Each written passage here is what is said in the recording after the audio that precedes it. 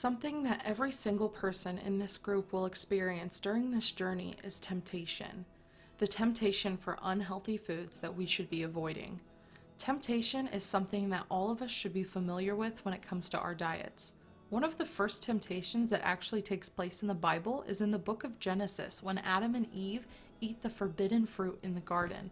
Not only was this actually the first sin, but it led to millions of men and women around the world to struggle and have temptations in their own diets. This journey is going to be a lifelong one, and changing your lifestyle takes time, dedication, energy, restriction, and a well thought out plan.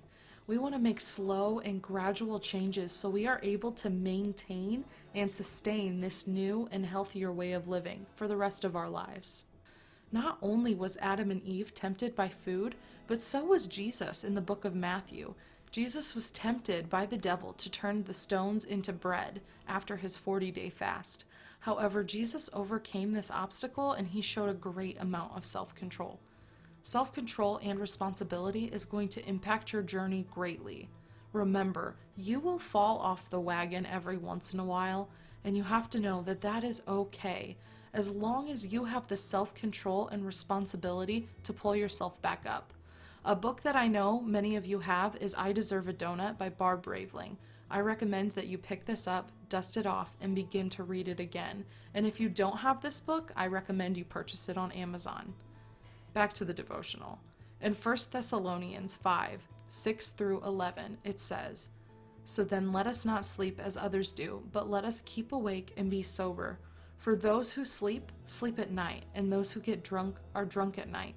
But since we belong to the day, let us be sober, having put on the breastplate of faith and love, and for a helmet the hope of salvation. For God has not destined us for wrath, but to obtain salvation through our Lord Jesus Christ, who died for us, so that whether we are awake or asleep, we might live with him. Therefore, encourage one another and build one another up, just as you are doing." God requests us to have self-control, and it is our responsibility to do so when it comes to living a healthy lifestyle. He also asks us to encourage one another and build each other up, and that is why I am so thankful to be in a group of people who all share a common goal. Remember, if you're struggling, please reach out to another member in this group, or to us at rol12weeksforlife@gmail.com. And remember, if you lean on Christ, he will help you make the right choices. Each week, we will have a declaration that is directly related to that week's devotional.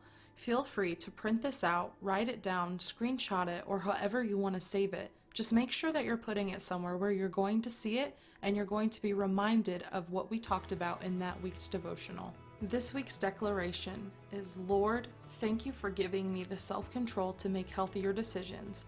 Starting today, I submit my thoughts of food to you, and I promise to resist evil so I can grow closer to you. I admit that I harbor imperfections, and today I am letting go of the standard of perfection that I have created for myself. Today, I am forgetting the ways of my past by working on my self-control and choosing healthier foods that will nourish my body and help me obtain my goals in order to move on to a new foundation that has been built by you." Thank you for tuning in to this week's devotional.